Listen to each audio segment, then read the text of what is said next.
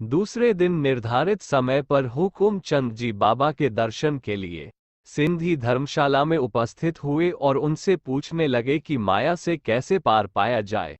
बाबा तुरंत बोले, माया क्या होती है, कहाँ है, और स्वयं ही उत्तर देने लगे, है ही नहीं।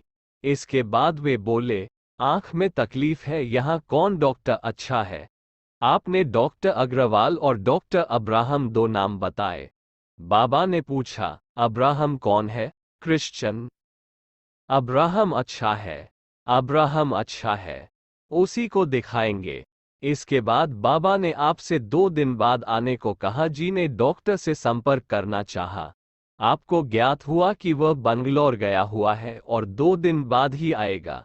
2 दिन बाद डॉक्टर के आने पर हुकुमचंद जी फिर बाबा के पास पहुंचे।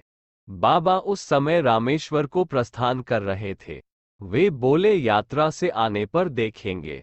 हुकुमचंद बाबा के चले जाने के बाद हुकुमचंद जी को एक काम से बंबई जाना पड़ा, जहां उनका ऐनक रास्ते में गिरकर टूट गया।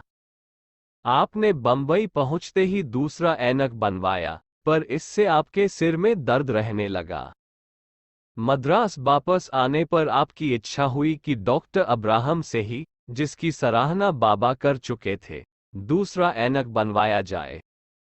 आप इस कार्य के लिए जा ही रहे थे कि आपके लड़के ने भी डॉक्टर को अपनी आंख दिखाने की इच्छा व्यक्त की। वो बीकॉम में पढ़ता था। उसकी परीक्षा के दिन नजदीक आ रहे थे और उसकी आंख में तकलीफ थी।